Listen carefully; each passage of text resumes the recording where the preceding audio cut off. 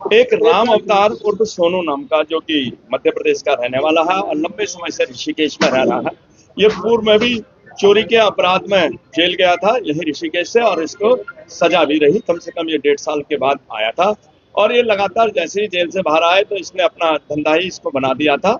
और ये ऐसे जगह पे चोरी कर रहा था अमूमन जहाँ कैमरे ना हो, और जहाँ इसको ये ज्ञान था कि कहीं ना कहीं मुझे किसी न किसी चिन्ह से पुलिस पकड़ पा रही है। लेकिन संयोगवश पुलिस की मेहनत और काफी कैमरों को देखने के बाद कल इसको पकड़ा गया है। और इसकी पहचान 2-3 दिन पहले इसकी वो लग गई थी कि कहीं ना कहीं ये व्यक्ति ऐसा कर रहा है। तो फिर इसको कल राम अवतार को पकड़ा गया, जिसके कब्जे से 8 मुकदमे का सामान बरामद हुआ, जिसमें से 4 ऋषिकेश के और 4 रायवाला के थाना क्षेत्र के चोर हैं।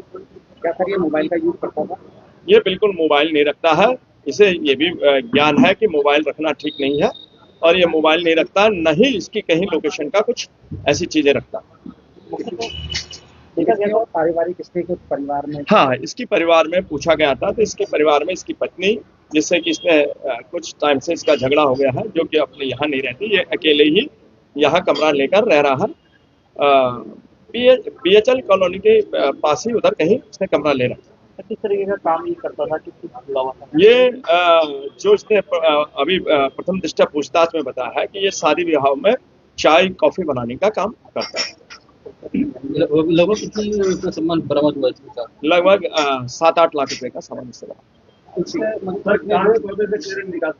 लेकिन ये व्यक्ति कुछ दिन बाद जो है जमानत छूट जाएगा, और यदि और ज्यादा चोरी करता तो कैसे पहचान पाएंगे हुई चोर है? हाँ, इसीलिए अब वैसे तो अब काफी ऐप बन गए हैं हमारे यहाँ, और अब इसका जैसे फिंगरप्रिंट, इसका चेहरा हमारे पास, हम इसको रिजर्व रखते हैं। और अगर कहीं भी चोरी होगी तो उसको डाला गया तो इसका आइडेंटिटी हो जाएगी। उसके साथ साथ इसकी फोटोज, इसका चलने का तरीका, ये हम सब नोट कर लेंगे, पहले भी नोट करते रहे हैं, इसी कारण ये पकड़ा भी गया है।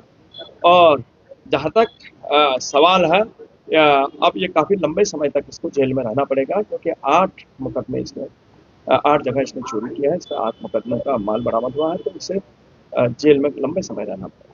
सर ये अकेला था या इसका कोई ग्रुप भी था? नहीं, ये अकेला ही चोरी करता है। ये कैमरे से भी प्रूफ हो गया, क्योंकि हमें भी लग रहा था कि इतनी जगह नहीं कर सकता, लेकिन लगातार कई कैमरे दिखे गए, तो जब इसकी आइडेंटिफाई हुआ ये, तो फिर कई कैमरों को देखा गया, इसका आने का, जाने का तरीका, काम करने का तरीका। लगभग ये रात्रि के सेम टाइम पे ही घर से निकलता है करीब। एक्चुअली जो पुलिस जिस तरह से अपराधी को, मतलब खासकर चोरों को मुंह ढककर के लेके आती है, उसका फायदा इन लोगों को मिलता है, क्योंकि आम आदमी इसको अगर दोबारा बेल पे आता है तो आम आदमी इसको पहचान नहीं पाएगा। ये माननीय न्यायालय का, सर्वोच्च न्यायालय का आदेश है कि इसमें इस तरह का कार्य नहीं किया जा सकता, कि जब तक किसी को सजा नहीं हो जाएगी तब तक इसको सार्वजनिक नहीं किया जा सकता। चोरी की इसने वजह बताई थी इस प्रकार की बात? हाँ, ये अपने दैनिक कार्यों के लिए तथा अपनी मौज मस्ती के लिए ही चोरी करता है और उसे खर्च करता है। शामपुर क्षेत्र में लगातार नशे का जो कारोबार है, जिसमें रुक गया था, दोबारा क्रम पर शुरू हो गया है। खासकर रेस्टोरेंटों में खुलेआम शराब पिलाई जा रही है और बिक्री भी हुई है। इससे किस तरीके की टीम? अभी आपने श्यामपुर का जिक्र किया। अभी हमने लगभग 3 मुकदमे इसी महीने श्यामपुर क्षेत्र में लिखे गए हैं।